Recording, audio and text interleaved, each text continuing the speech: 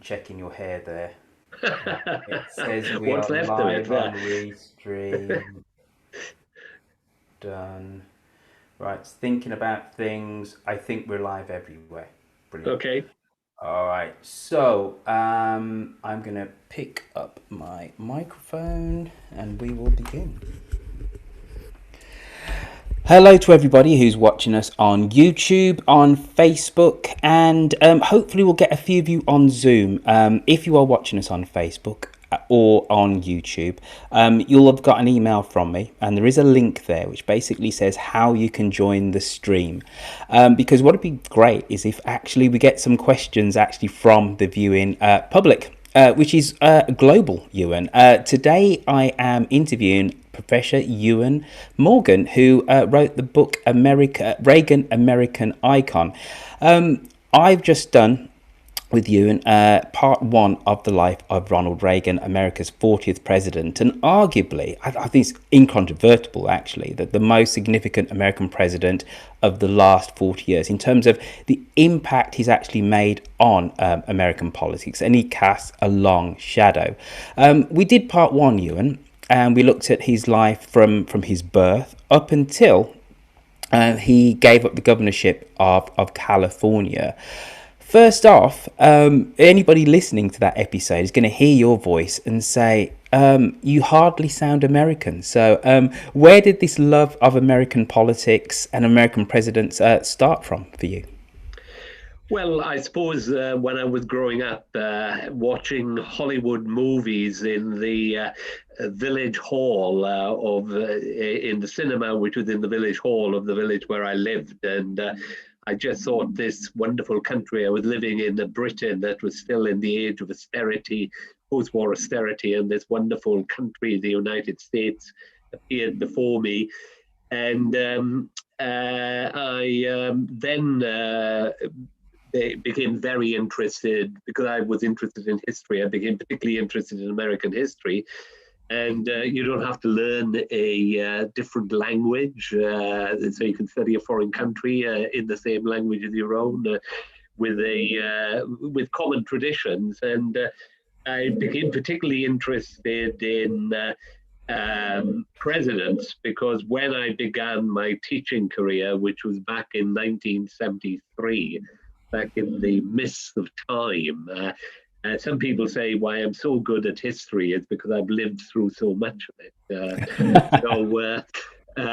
But at that time, of course, it was the Watergate crisis that was opening up before our eyes. And it was the one class I taught where I could connect with students. My knowledge base wasn't very strong in my early days, but I didn't need a strong knowledge base. Richard Nixon saved me, and I felt I owed Richard Nixon something. So 30 years later, I did a revisionist biography of him to say that there was more to Richard Nixon than Watergate. And somehow or other have ended up writing about Republican presidents far more than Democratic presidents. I can't really explain that, but I'm trying to make up for it now with my swan song biography. I've just retired, but I still have a book to finish on Franklin D. Roosevelt. So how many books have you written on American presidents to date? Well, it depends on how you count it, but I have written 5 books on American presidents, which I single authored, and about another 12, which I co edited. In other words, developed a theme for a book, got colleagues in different universities to contribute a chapter to the book, and I edited it, usually in cooperation with a co editor. Quite tough editing books where you'd really do need backup of a co editor. So, and I've tried not to make myself a specialist with a single president. I think you have to understand the office, you have to understand how different people operated in the office, not different personalities, different times. So I have tried to spread my knowledge of the presidency from Franklin D. Roosevelt through to Donald Trump. And I've even tried my hand very briefly at some 19th century presidents as well. Goodness, I must admit, I find those late 19th century presidents an impenetrable puzzle. They all seem to be somewhat kind of featureless. Your Rutherford B. Hayeses, etc., etc. I kind of quite like the early ones, and then I go to the ones in the 20th century. They seem to be much more defined and stuff. So we've established that it was Nixon. It was the love of Nixon, or a Well, fascination with an Nixon. A interest in fascination, Nixon. shall we say? Let's not call it a love of Nixon. A fascination with Richard Nixon, which basically whetted your appetite in terms Yeah. of a love of American presidents. If we kind of move on to Ronald Reagan, I think one of the things about Reagan is from the outside and even from inside of America, many Americans didn't take him seriously. Many Democrats didn't first because he was seen somewhat of a B movie actor and somebody who wasn't steeped in politics. And also, he's kind of an affable guy, wasn't he? And I suppose affability can disarm people as to somebody's, it's the strength of their kind of ideology. You've obviously written the book. Tell us one or two things which really surprised you about the formative years of Ronald Reagan politically. Well, although it was well known that he began life as a Democrat, I was not aware of how utterly committed a liberal Democrat that he was. And he, of course, votes for Franklin D. Roosevelt in 1932, 1936, 1940, and 1944. He believes that Roosevelt has saved the nation in the midst of the Depression, certainly saved his family from his mother and father from falling into destitution. Ronald Reagan idolizes Franklin D. Roosevelt and remains an admirer, although many Republicans came to disdain Roosevelt as the founder of liberal big government, which they tried to demolish when they came to power in the late 20th century and found that the foundations were resilient to being overthrown. But Ronald Reagan always believed that it had been necessary for Roosevelt to undertake the socioeconomic activism that he promoted in the Great Depression. But he always believed that FDR saw this activism as a temporary necessity to meet the crisis of the Great Depression, and that he would have moved away from it once the Depression was over, and that it was his liberal successors who created the permanent welfare state. I think that that's a misreading of history, but it gave Reagan comfort that his instincts in favor of FDR had been the right one. The second thing, I think, and you alluded to it now, the B movie actor. In actual fact, he rose very unusually. Not many people succeeded in this. He rose from being a B movie actor to an A star. The trouble was that just at the height of his fame, when everything was going wonderfully for him, and he'd appeared in good movies, good directors, good scripts, top production values on the part of the studios, but he would then has to go off to war, and even though he does not see active service, nevertheless for 4 years he is in uniform. He can't appear in commercial movies. He only appears because his eyesight is so bad. He cannot be sent overseas to fight, so he becomes a sort of information film maker and performer, an important role, helping to boost morale on the home front, helping to sell war bonds, and helping pilots with demonstration movies to show what a Japanese Zero looks like if they're in a dogfight with one. So it was an important but not heroic role. But by the time the war ends, Ronald Reagan has come back to Hollywood. The studio don't know what to do with him. Before he went, he was playing the roles of all American good guys, young guys. But by the time he's back, like many people, he's aged, even though only 5 years, 4 or 5 years has passed. He's taken on the look of a middle-aged man.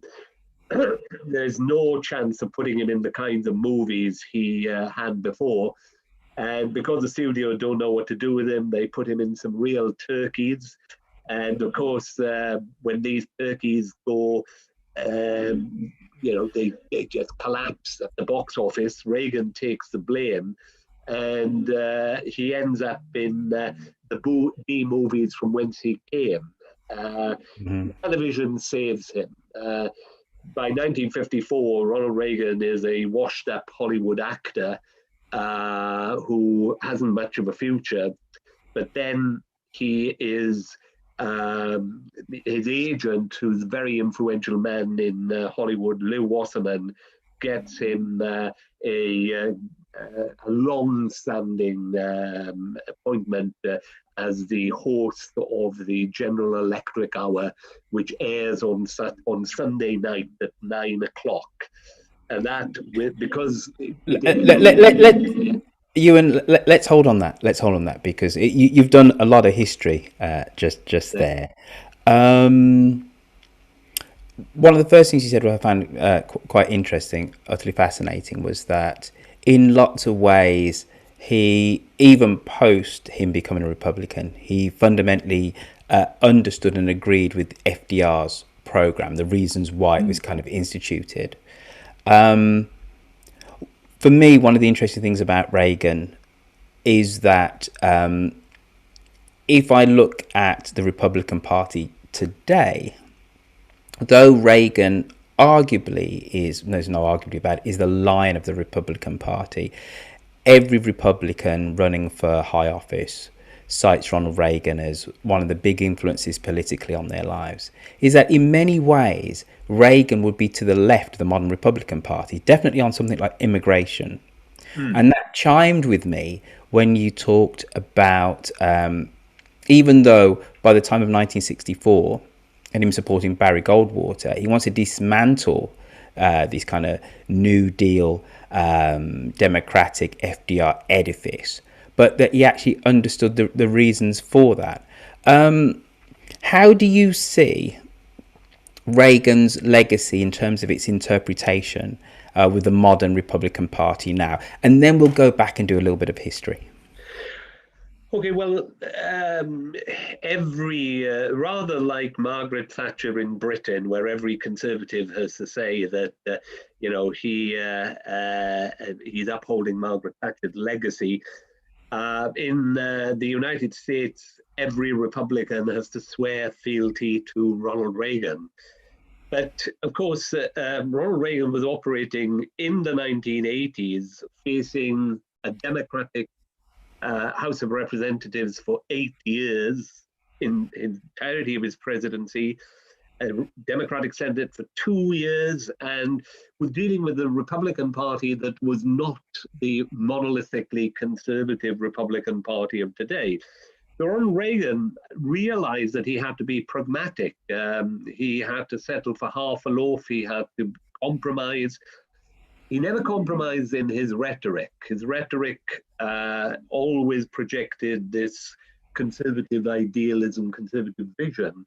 But to get things done, as he discovered when governor of California, you couldn't be Simon Pure in your ideology and say you weren't going to bend in order to get most of what you wanted. And Reagan, I've always regarded Reagan as a pragmatic conservative and also someone who saw himself as president of all Americans, not simply the ones who voted for him. And I don't think that Ronald Reagan played base mobilization politics in the way that, let's say, George W. Bush did, and of course, most notably, Donald Trump. So I think Reagan would have been uncomfortable in today's politics. He gave as good as he got. He got into verbal fights with the House Speaker, the House Democratic Speaker, Tip O'Neill. But at the same time, he was prepared to socialize with O'Neill, would have him round to the White House for drinks. And he always said, from 9 to 6 in the day, we were sworn enemies. But, after 6 o'clock, you've got to recognize he's got his beliefs, I've got mine, and we've got to try and live together. So I don't think Reagan would have been a natural at the kind of politics we have in the United States today, the politics of anger, the politics of polarization, the politics of division. Ronald Reagan was a unifier. And of course, he realized that the Republicans were a minority party. The Democrats were in decline, but they still clung on to a congressional majority. So Ronald Reagan knew that he had to win habitual Democratic voters to his side. And you couldn't do that by saying what a terrible group of people Democrats were, that you had to reach out to them. Mm-hmm. He failed with certain groups. He always said that one of his greatest disappointments was his failure to connect with African Americans. But he connected pretty well with Hispanic Americans, winning a pretty large share of their vote in 1984, 40%, which is pretty high for a Republican. And of course, as you pointed out, he sees America as the promised land, and he wants to open its doors to the immigrants who can get there. Reagan doesn't want to build a wall, doesn't want to build walls, and he famously says in his farewell address, the city on the hill is here to, it's a city for everybody who has the will and the courage to get here. It's one interesting to compare and contrast, and you can't help but do that, with the current incumbent of the White House. But specifically, let's look at one of the things which you just said there, which is that Reagan was pro-immigration and saw America as a beacon, as opposed to this now Trumpian Republican Party, which is very much isolationist, and also wanting to reach out to Americans of all colours and stripes. Why specifically do you think that Reagan didn't have success with African American voters? Obviously, there's a history since FDR. Well, first off, historically, because of emancipation, African Americans used to be overwhelmingly Republican because it was the party of emancipation. That starts to break down and change with FDR, doesn't it? And the New Deal. And then you have civil rights legislation in the 50s and specifically really the 60s. That's when it really, really hits. And that's under Johnson. But still by, let's say, the 1970s, though black Republican voters are going to be in the minority, there still were a few. So why is it that Reagan, do you think, couldn't reach out to African American voters, considering that he had a landslide in 1984? He took all states apart from one. So Latino Americans, as you said, 40%. White Americans, obviously the overwhelming majority. What was it about African Americans and Reagan not being able to connect with them, do you think? Well, partly, of course, is that Reagan is seeking to roll back the liberal state, which African Americans see as essential for their well-being. In trying to dismantle elements of the New Deal and more particularly of the Great Society, he says, I'm trying to free people from the dead hand of government. But to African Americans, that benevolent state was essential to assist them cope with the economic problems that they experienced. The factory gates have been thrown open to them. But at the very time that the number of factories are in decline, the good jobs beginning to go in the 1970s. So that these poverty programs of the national government, the social welfare programs, are seen as essential. And what's interesting is that Reagan always said, look, the black middle class is growing. What's the problem? This is an American success story. If you go back to the 1980s, Michael Jackson, mega pop star, across racial groupings. The most popular television show of the decade was The Cosby Show. And Reagan was always saying, well, we're part of the African Americans have been part of the mainstream. And the African American middle class was certainly growing. But what was interesting was the sense of racial solidarity, that the people who had made it resented Reagan for trying to pull the ladder up to prevent the bottom 2/5 of African Americans from to bring them up to a decent standard of living. I don't think Reagan was a racist. I've had this argument with cohorts of students who say, well, if he wasn't a racist, why did he do things that were potentially harmful to African Americans by trying to take away programs that benefited them? Why did he not willingly sign the legislation early on that made Martin Luther King's birthday a national holiday? And why did he resist the effort to impose economic sanctions against the apartheid regime in South Africa? This catalogue of issues. But we have to come back to Ronald Reagan's concept of freedom. It's a concept of freedom from the state, rather than the concept of the freedom of economic security that was the New Deal's definition of freedom. So for Reagan, the government, as he said in his 1981 inaugural, government is not the solution to a problem, government is the problem. He believed people have become too dependent on government, and that the freedom that he saw himself as bringing was the freedom for individuals to maximize their talent, maximize their wealth. And he believed in equality of opportunity, but not in affirmative action. He said, you can't try to favor one group. Equality of opportunity, no artificial barriers, but you then can't use government to try to promote the interests of any particular group. A lot of people said, well, why did he promote the interests of the rich with your tax cuts?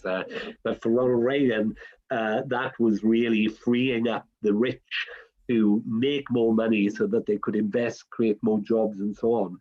It's a conservative view of freedom, whereas FDR had offered a liberal view of freedom, that the central state would guarantee Americans a basic level of economic security so that they did not have to go through life on minimum wages and have poverty in their old age. So freedom is the defining word of the American experience, that it means different things to different people.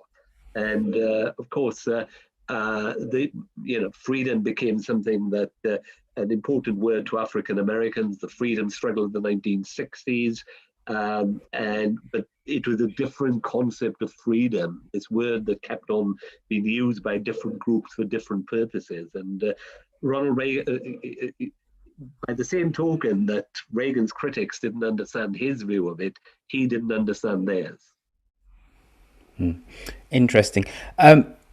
let's go back to the 1950s, and then let's end back in the 1980s, and then maybe we can then project forward. Um, in the 1950s, depending on who you believe, these are halcyon days of American global might, economic strength, etc. Yes, it's the Cold War, and America has this existential enemy, the Soviet Union.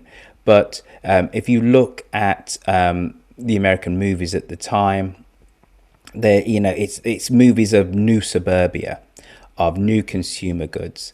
We have a president, Eisenhower, who is a Republican, but in many ways is a continuation of FDR and FDR's legacy. The interstate program, that's massive government spending by anybody's reckoning. And he's very much and then we have the first tangible real steps of desegregation, brown versus brown, etc. in the 1950s. But that is the point where the Federalist Society it really is founded, and then also ideologically has this kind of counter vision. When we talked, you talked about Reagan reading, these new political and economic philosophies. How much you talked about him being a pragmatist by the time he actually comes into power.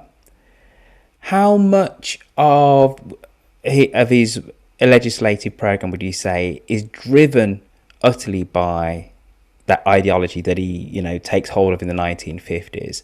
How much of it is pragmatism? Then how much of this is, let's say, the exhaustion of FDR's New Deal program by the time we get to the 1980s? That this safety net for all Americans, it had to go, etc. So how much of Reagan's time in power is ideology? How much of it is this just a 30-40 years after FDR, things need to change, should change, etc., etc.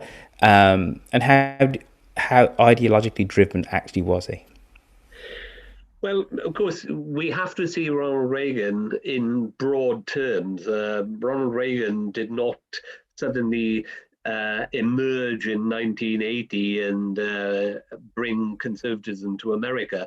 Conservatism was a movement that had been growing steadily since the 1950s. And a sense that big government wasn't working, that America wasn't flexing its muscle sufficiently, that it was in danger of losing the Cold War. So all of these things bubble up, and Barry Goldwater is the first manifestation of that. Now, Goldwater frightened Americans because he was seen as such a zealot that he'd roll back Social Security, that he would engage in nuclear confrontation with the Soviet Union. And that catastrophic defeat for Goldwater in 1964 is very important to Ronald Reagan, because he, of course, was a fervent Goldwaterite, had spoken for him in a national television broadcast, and actually done a much better job than the candidate himself in putting over the conservative message.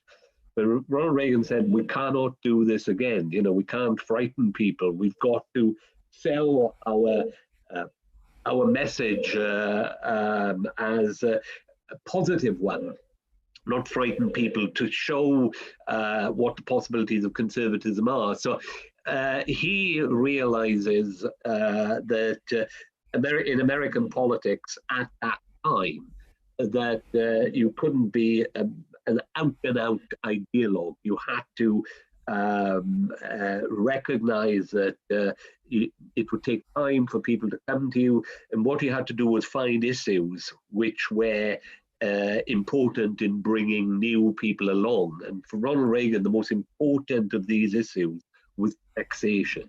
Okay, now what's interesting is that in the 1930s, a new Democratic Party emerges. Sorry, this is a bit of a history lesson. Up into the 1930s, from the Civil War to the 1930s, the Democratic Party was predominantly a white Protestant Southern party. FDR and the New Deal bring a working class, an urban ethnic working class, or the bottom half of the income distribution into the party. Now, what's interesting about this is that the New Deal is giving these new groups programs to help them gain economic security, to help them advance, keep them in work, but they're not paying for these programs because the tax base until World War II was very, very narrow. People paid taxes on consumption, but they did not. Only about 5% of American families paid income tax in 1940. It was an elite tax, not a mass tax. This changes with the Second World War because a new tax system is created that brings almost everybody, 80% of Americans, within its remit. And that tax system is sustained to pay for the Cold War. Pays for the First World War and the Second World War, but in every other American war, war taxes are removed once war ends. These taxes are continued to pay for the Cold War. And what's happening that as America is becoming more prosperous, white working class and lower middle class Americans now find they have to pay taxes. And they say, why? And they don't think it's to defend America in the Cold War, it's to bring African Americans up. So they're saying our tax dollars that we work hard for are going to, people who aren't willing to work hard, the racial prejudice of the times, we don't have to go into, but Ronald Reagan picks up on this and he recognizes that tax is an issue that is no longer something that appeals to the rich. It appeals to the middle classes and the upper echelons of the white working class. And if he can create a coalition in support of lower taxes, and the corollary of lower taxes is smaller government, that is the way forward. Okay. So in terms of an overwhelming drive to cut taxes, as you said, the corollary of that is kind of smaller government. I've always been a little bit mystified by Republicans, conservatives, specifically talking about a lessening of the state. But when it comes to the military, absolutely is completely not the opposite. And obviously the military is very much kind of part of the state apparatus. And actually, it's interesting when you look at American history, and it's Eisenhower who warns of the military industrial complex. Yeah. And he's a general, he was a general. Could you explain Reagan's relationship with the military? It appears to me, a humble Brit who grew up in the 1980s, that he was Ronald Reagan very much became America, and he felt very much like the commander-in-chief. But kind of explain that, and then other totems of America and Americana. Okay, well, Ronald Reagan becomes president at a time, of course, just following the Vietnam War. And what's happened is that during the early Cold War, the United States has built up this massive defense establishment, massive in all ways, conventional and nuclear. But the unpopularity of the Vietnam War and the failure of the United States to win that war brings about a reconsideration of the Cold War military and its purpose. And you have, whereas there's been a Cold War consensus up until Vietnam, Vietnam fragments it, and you have liberals saying, look, our goals ought to be peace, human rights, and economic development on a global basis, not armed camps facing each other, leading to potential accidental nuclear war. Now, Ronald Reagan always said that even though détente, of course, was initiated by Republican Richard Nixon, he always said that détente missed the fundamental point of the Cold War. The Cold War was not a struggle between two superpowers. It was a struggle between two value systems, and that you could not have détente between clearly contradictory values of democracy and communism. And for him, he believed that the Soviets had used the period of détente to build up their military power to a point of equality with the United States, that the United States had lessened its military spending, so that by 1980 he was issuing the warning that the United States was in danger of losing the Cold War. In late December 1979, of course, the Soviet invasion of Afghanistan is seen as a new signal of Soviet assertion. It's the first time that the Soviets have intervened outside Eastern Europe. So, what's happening here? They're trying to drive down through Afghanistan in towards the Persian Gulf and threaten Western oil supplies, etc. So what Ronald Reagan said, the only way we can have peace with the Soviet Union is through being stronger. So what Reagan says is we must spend massively on defense. Détente is no way of achieving peace. We'll have some relaxation of tensions, and then we'll be back into a situation of confrontation. The only way to solve the problem of communism is to demonstrate that we are stronger than it. And that means massive expenditure on armaments of all kinds. And of course, in 1983, Reagan's own fears about nuclear war lead him to this idea we can't simply rely on deterrence, balance of offensive weaponry. Why don't we build a defense shield in space that will take out incoming nuclear missiles? Of course, this revolutionizes the whole concept of military deterrence. And the Soviet Union's leaders are genuinely frightened that they know the Soviet Union is an economic basket case, can't compete technologically with the United States for much longer. 40% of the Soviet GDP is going on defense compared to 5% of the American GDP. Reagan says, look, we're going to win any arms race because they're running as fast as they can right now. They can't go any faster, and we're just walking. And so Ronald Reagan sets out to peace through strength, build your position up to a position of superiority, but he does believe in the other side of the equation, peace. He doesn't want to obliterate communism in the Soviet Union.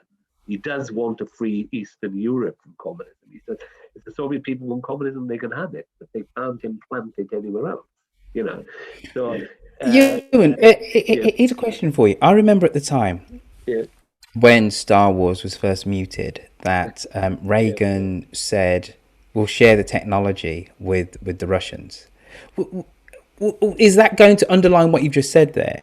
Or was he being disingenuous when he said that? Because it makes sense in hindsight that this is just an extra turn of the screw economically on the Russians, that they don't have the technological wherewithal to do this. But I remember at the time, at first, when he says, right, we're going to, Star Wars, we're going to have this defense shield in space. But he did say he'd share it with the Russians. He did, and the Russians, of course, didn't believe him, but he was serious about it. It would take many years, and it still hasn't been developed yet. Of course, this shield in space, but what Ronald Reagan hated communism, but he also feared nuclear war. And he said, why are the Russians so frightened of us? What have they got? They have nothing that we want. But if they're frightened of us, they could be, they might launch a nuclear attack in the belief that we are going to attack them when we have no intention of doing so. So he thought accidental nuclear war was a real possibility.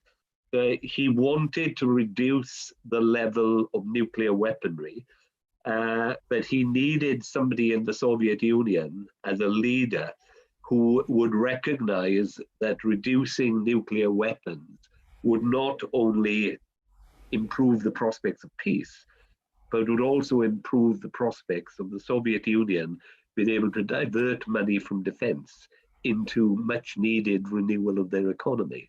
So Ronald Reagan was lucky that Mikhail Gorbachev comes along when he does.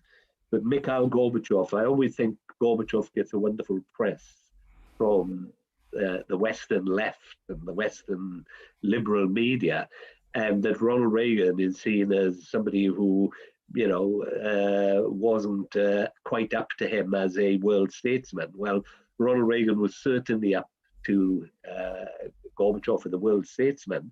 Ronald Reagan took many risks to get that nuclear deal with Gorbachev, the INF Treaty of 1987. He alienated many of his supporters on the right. And he said, this is the right thing to do. And he followed through on that. And Gorbachev, who initially saw Reagan as somebody who couldn't be trusted, eventually comes to trust him a great deal. We have a question on Facebook. It's from the 10 American Presidents Facebook group. It's from Steve Tortellini. Does your guest have any opinion about any of the plethora of Reagan documentaries that are out there? I tend to learn a lot from the movies I watch. I saw one of them by Jarecki in 2011 at the Sundance Festival. Any take on that one in particular? I don't know if you know that movie. I don't know that, but of course, 2011 was Ronald Reagan's centenary, born in 1911. So the movies came out about him. I think what is interesting about Reagan, how he has been embraced. We talked earlier about how he was an icon for the American right. Well, in 2011, his centenary was celebrated by Democrats as much as by Republicans, and the Democrats at the time were trying to sort of present Reagan as a consensus figure, different to the kind of Tea Party and conservative Republican that they were dealing with during the Obama presidency. Ronald Reagan is like FDR and virtually any president. He can be used to promote a particular message at different times. So he is an icon of the right. But I think a lot of filmmakers have seen in Reagan a very valuable subject for study because he is such a complex figure. And as a compare and contrast as one Brit to another, he's, as we've said, very much an icon of the right in the way that Margaret Thatcher is in the UK. Maybe slightly less so. But when she passed, the fact that she had an almost state funeral was seen as incredibly divisive in the United Kingdom, wasn't it? Yes, well, of course, a state funeral, how many times has it been accorded in recent times? I can only think of Winston Churchill, who had a truly state funeral. Of course, the President of the United States is somewhat different in terms of status. President of the United States is head of state and head of government. Prime Minister is only head of government. So, in a sense, Margaret Thatcher, of course, was a much more divisive figure than Ronald Reagan. What we have to keep in mind, of course, is that although Margaret Thatcher's Conservative Party won massive majorities in 1983 and 1987, her voter support was about 44% of voters. Ronald Reagan's voter support was in his presidential elections, both in 1980 and 1984. He had much greater support, winning a landslide in 1984, both in the Electoral College and in the popular vote. So Reagan has more cross-party appeal. He has, because he is so good at projecting patriotism and projecting an optimistic view of America. I think if you don't recognize those two things about Reagan, you miss something very important. And that vision had immense attraction for Americans at the time.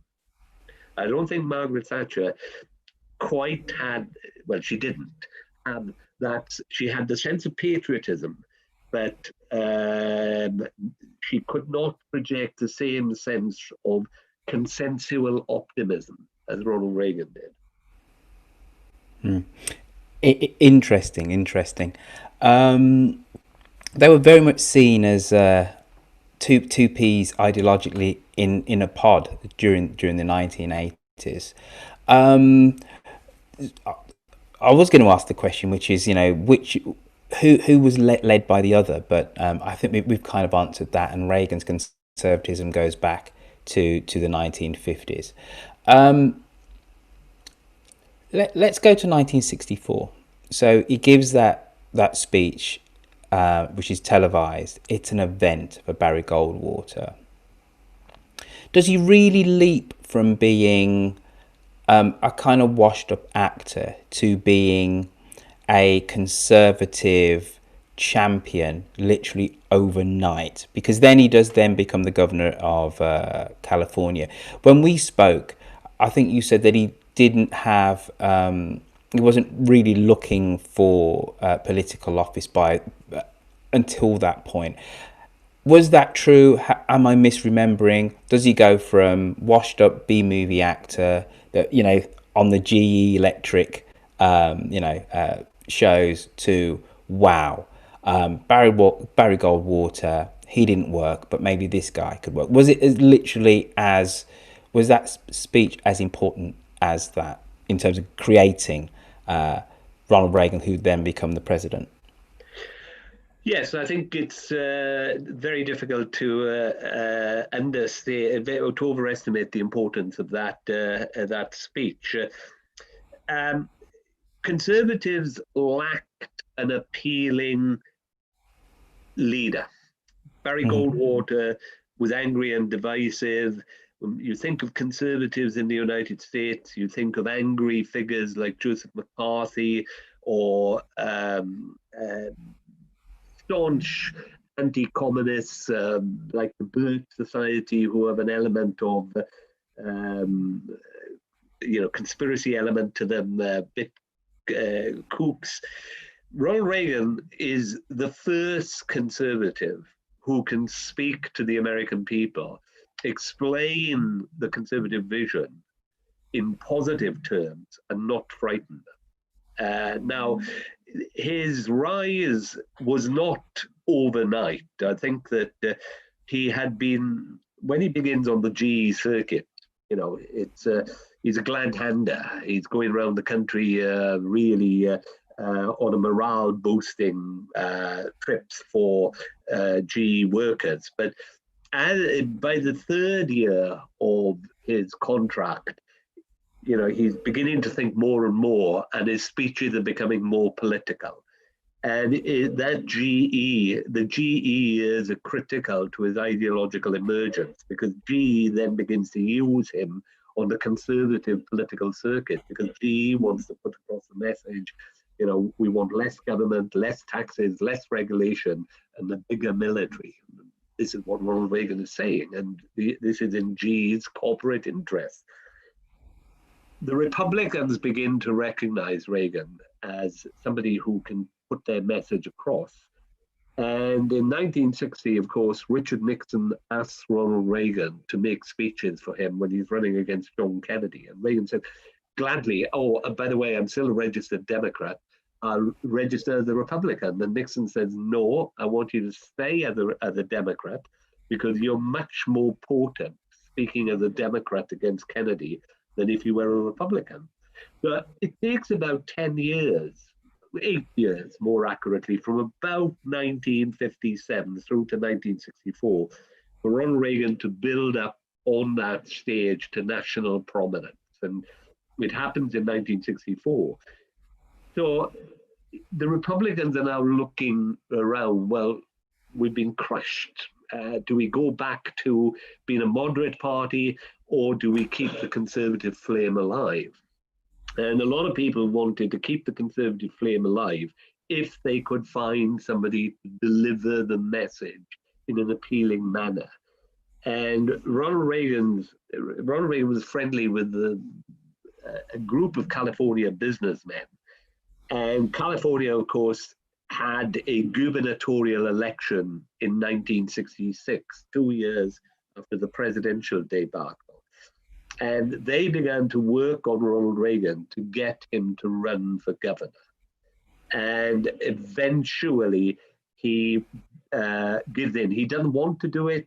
He said, I'm an actor who enjoys giving speeches, but slowly but surely his resistance is worn down. And of course, he is a natural on the campaign trail. He does need a lot of coaching. It's not quite like acting, but as Ronald Reagan himself once said, I don't think anybody could rise to the presidency without having been an actor. You really do need that kind of capacity to put things over and appear sincere. I think sincerity was very important in Ronald Reagan's image. And of course, when Ronald Reagan runs for California governor in 1966, California has just become the most populous state in the Union of 50 states. It is the jewel. If the Republicans can take California, they're on their way back. And Ronald Reagan becomes becomes the spearhead of that Republican renewal. It still takes him another 14 years to rise to the presidency, because the party is still worried about that Goldwater debacle. Can we risk going with the Republican right-winger again as our standard bearer? Richard Nixon becomes the 1968 and 72 standard bearer. Reagan and Ford go head to head in 1976. But the Republicans just aren't ready for Reagan yet. Reagan nearly snatches the nomination from the incumbent president, but there's still this residue of suspicion. We can't win with the right winger. But by 1980, Ronald Reagan's got the message. Everything he's said has seemingly come true. Big government can't create prosperity. The United States is in the grip of the worst economic crisis since the 1930s. The United States seems to be losing the Cold War under the guise of détente, and Americans have lost their natural optimism. They have become a pessimistic nation, poll after poll showing that something like well over half of Americans believe the present is worse than the past, and the future will be even worse than the present. This is pessimism that is not part of this optimistic nation. And that pessimism, of course, I think there's a parallel between Reagan and Trump. Reagan understood that pessimism, and Trump understood it as well. It's just a last shout out to everybody who's watching on the various different medium. We are on Facebook. I'm going to try and log on to Facebook. If you see me looking away when Ewan is talking, it's because I'm looking at the various different feeds. If you do have a question, post it on whatever feed you're looking at, and I will try and get that over to you. But you got to bear with me. I'm looking at on my phone. I'm going from screen to screen. Deborah, you're watching on Zoom. So if you have a question after I ask my next one, unmute your microphone and you can ask your question, Deborah. Oh, I'm here. Oh, Deborah. Okay. Well, why don't you go now? Why don't you ask your question? Go for it. I was just wondering what your guest comments might be on the power and influence of Nancy Reagan over President Reagan. Nancy. Yes, very interesting. A woman who had an unfairly bad press, in my opinion. I think Nancy Reagan was very, very important to her husband. I think he came to have an emotional dependence on her. Ronald Reagan's relationship with Nancy, I think that he wasn't sure at the beginning whether this was the woman of his dreams, but shortly after they got married, I think he became deeply and absolutely head over heels in love with her. And you've only got to look at his diary, which he writes in the presidential years. And at one point, Nancy has gone to London to represent Ronald Reagan at the marriage of Prince Charles and Lady Diana. And Ronald Reagan can't go because he's still recuperating from the assassination attempt. And he writes in his diary, Nancy is going to be away for 6 days. I don't know how I can stand it. I can't stand being away from her for 1 day, let alone 6. And, the diary is full of these references to Nancy. Now, a lot of people have said, well, Nancy was a malign influence on Ronald Reagan, that she was a hardball conservative. Her stepfather was one of the most conservative of Goldwater backers, and that Nancy was, a right-winger par excellence. Nothing could be further from the truth. Nancy Reagan wasn't interested in politics. She was interested in Ronald Reagan, and Ronald Reagan was her project. And if Ronald Reagan wanted to be president of the United States, she was going to help him become president. And she did. She was very good at telling him what worked, what didn't.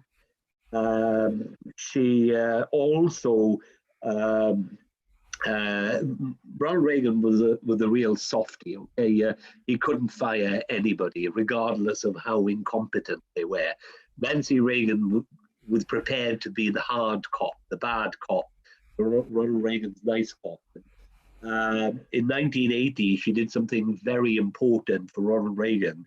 She got his campaign manager sacked, who was fighting the wrong strategy on the campaign and very nearly lost the nomination race for Ronald Reagan.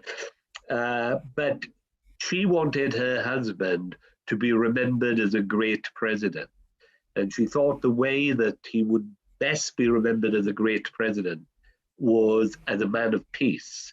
And she was an early advocate of negotiations with the Soviet Union and reducing world tensions. I don't think Ronald Reagan was converted by her, but certainly her willingness to push that message to him and to support members of his administration like George Shultz, who was something of a dove against the hawkish voices of people like Caspar Weinberger.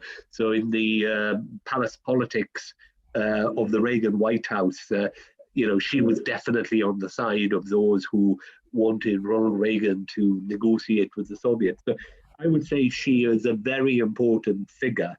Um, I'm just trying to make a comparison. I think that there have been three very important uh, first ladies in the last 50 years. Um, Michelle Obama, obviously, Hillary Clinton, but I would put Nancy Reagan up there as equally significant in terms of their husband's administration. Well, I could add one, Mrs. Roosevelt as well. Yeah, well, of course, Going back a bit. Mrs. Roosevelt did, well, of course, she was almost 100 years ago. No, Mrs. Eleanor Roosevelt, of course, is the gold standard, but there'll never be another Eleanor Roosevelt, I don't think, because FDR allowed her to campaign independently on the issues that interested her. He felt he owed her in view of the fact that he'd come close to destroying their marriage in during the second decade of the 20th century through his adultery. So he felt he owed Eleanor Roosevelt something, and Eleanor Roosevelt, of course, emerges from FDR's shadow to be a real force in American politics in her own right. I don't think any first lady has been able to do that since then.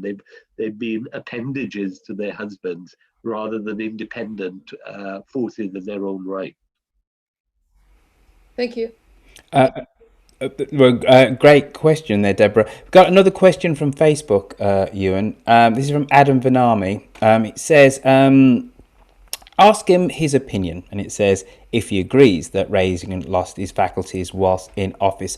At what point was he past the line of being functional in office, and how much did he lean on Nancy? So this kind of carries on from Deborah's question about the importance of Nancy towards the end of his time in office. But I think all historians agree, don't they, that towards the end of his time in office, the signs of dementia were there. How bad was it, in your opinion? And then how much did he lean on his wife? Well, this is a question that has not fully been resolved as yet. Look, I've read Ronald Reagan's papers, I've read oral histories, and very importantly, I've read his diary. And I can't see somebody who's capable of functioning like that as being seriously in the grip of dementia. We've got to remember that Ronald Reagan was nearly killed by an assassination attempt in April 1981, and he bounces back pretty quickly from that. But he's been seriously wounded. It could have gone either way. So I think that that has an effect on him as well. He's a 70-year-old man who has been the victim of a serious gunshot wound. But coming back to your question, look, this is a guy who negotiated with Mikhail Gorbachev, sometimes on a one-to-one basis, sometimes in a room full of other people.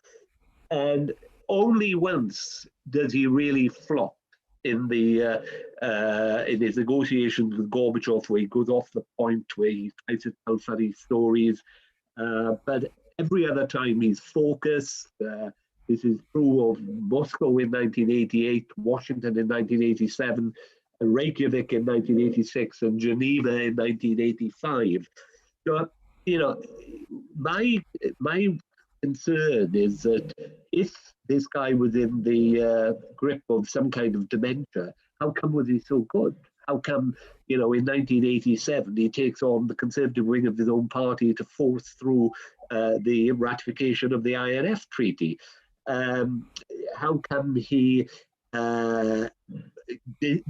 decides he can trust Gorbachev to take the two countries forward towards peace?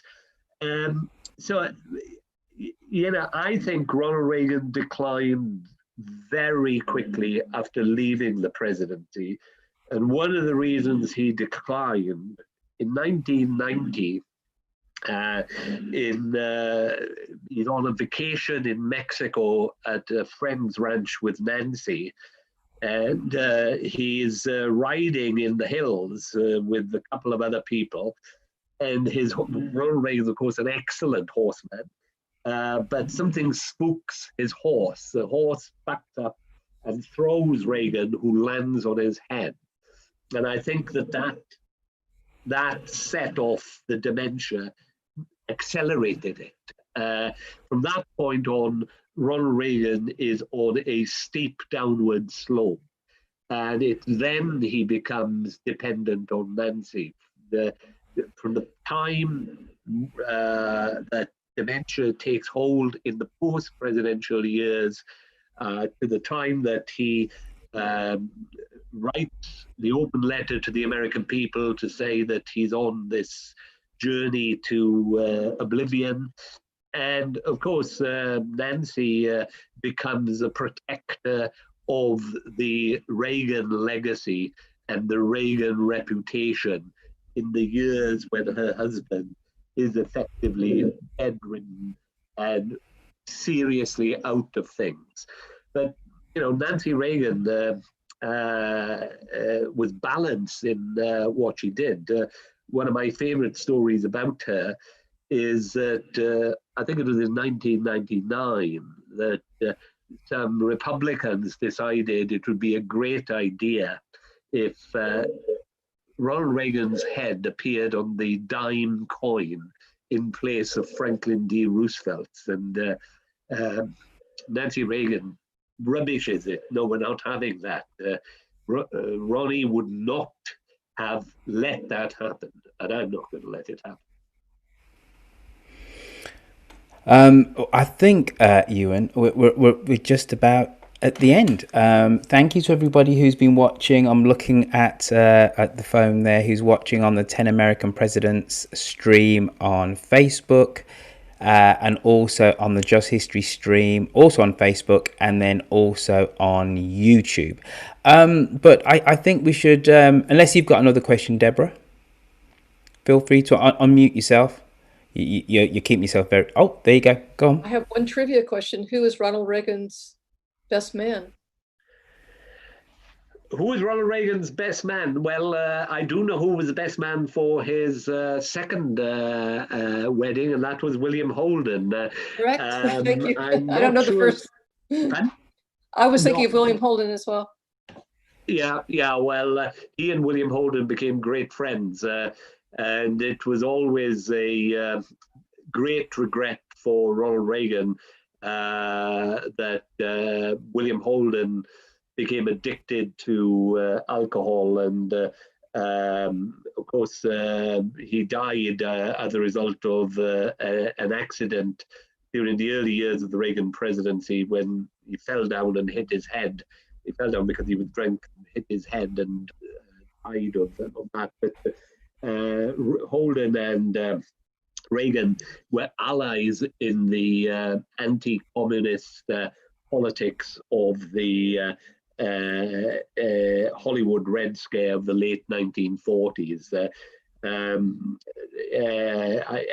trying to think of who Ronald Reagan's best man was in his first wedding, but I can tell you this, that it was held in the home of Luella Parsons, who came from almost the same small Illinois town as Ronald Reagan. What a coincidence. The greatest Hollywood gossip columnist is somebody who comes from the small town Midwest. And she made a big effort to promote Reagan's career when he was just making the step up from being a B movie actor to an A star. Well done. You know your stuff. That's the reason why you've written a book. You just proved it. You've written a book on the man. Pull out that level of detail. Deborah, thank you for that supplemental question. And again, thank you to everybody who's been watching on the various different streams. if you're listening to this, and most people will end up listening to this and not watching it, very obviously, this is a supplemental episode of 10 American Presidents. You would have heard part 1 and part 2 of the life of Ronald Reagan, and it was just a great way for listeners to get to ask Iwan Morgan, the author of the book Reagan American Icon, to basically fill in a little bit of the gaps, maybe things which I didn't ask him in the 2 shows on the life of Ronald Reagan. If you are watching on Facebook and you're like, what the hell is going on here? I was just minding my own business, having a little bit of Facebook action, and all of a sudden there is this feed. I produce a thing called 10 American Presidents. I've fallen in love with American politics and American presidential history, and this is my ode to it by doing 10 American Presidents. So there is a podcast. It's available at all the regular places: Stitcher, iTunes, Google Play, etc., etc. Please go listen to it. It isn't just the 10 pivotal American presidencies. We do look at other things like the history of impeachment, presidential speech, etc., etc. But at its core, it's an in-depth dive and audio documentaries about America's 10 pivotal presidencies, which is a hard thing to say. Pivotal presidencies, if you're not careful. Iwan, we did say this, I think, just before we hit record. But why don't you tell people about your other presidential books and what you're working on at the moment? Yes, thanks. The first presidential book I wrote was about Dwight D. Eisenhower and his struggle to balance the federal budget. I then wrote a very short biography of Richard Nixon. That was back in 2000. I've written about various aspects of the American presidency thereafter. I also, one of my great loves, my first great love is the rugby team of Wales. I'm from Wales, by the way. So that's my first love. My second love is Hollywood cinema. And I did a book in 2011 called Presidents in the Movies, examining biopics or representations of American presidents in films. And I did a comparison for my contribution. Other people contributed to the book, and I contributed a chapter comparing the 1993 movie Nixon with the 1942 movie Tennessee Johnson. And I wanted to show how American movies had represented two presidents who had been impeached and or had undergone an impeachment process. Richard Nixon, of course, wasn't impeached, but resigned to avoid that fate. Then I did the Reagan book, and because I've never written a big book about a Democrat, I felt it was time to balance that out. And I'm in the final stages of the manuscript on the presidency of Franklin D. Roosevelt. Brilliant. And then how can people catch up with you on social media if they're into Twitter and all those modern things there, Iwan? I'm not a great... have